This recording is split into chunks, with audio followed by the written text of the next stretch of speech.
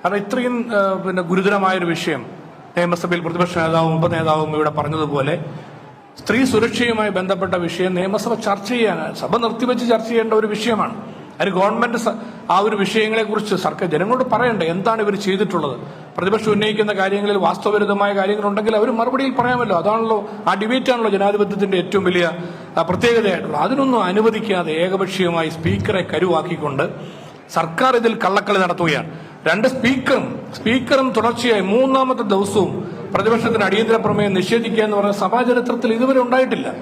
എത്രയോ കാലമായി നമ്മുടെ നിയമസഭയിൽ ഈ ഒരു നടപടികളിൽ സ്വാതന്ത്ര്യത്തോടുകൂടി ആ കാര്യങ്ങൾ അവതരിപ്പിക്കാനുള്ള അവസരം കൊടുക്കുന്നതാണല്ലോ ഇവിടെ എപ്പോഴും സ്വീകാര്യമായി കണ്ടിട്ടുള്ളത്. അതിന് പകരം നിരന്തരമായി നിഷേധിക്കുക, പ്രതിപക്ഷത്തെ വെല്ലുവിളിക്കുക, ഒന്നും പറയാൻ അനുവദിക്കുക. അവസാനം വാച്ച് ആൻഡ് വാർഡിനെയും ഭരണകക്ഷി MLA-മാരെയും വിട്ട് ഞങ്ങൾ തികച്ചും സമാധാനപരമായി പ്രതിഷേധം നടത്തിയ ഞങ്ങൾക്ക് പറയാനുള്ള അവസരം നിഷേധിച്ചതിൽ പ്രതിഷേധിച്ചുകൊണ്ട് വളരെ മാന്യമായിട്ടിരുന്ന പ്രതിപക്ഷ MLA-മാരെ ഗുണ്ടകളെ പോലെ ആക്രമിക്കുന്ന നിലയിലേക്കാണ് നമ്മുടെ നിയമസഭ വന്നത്.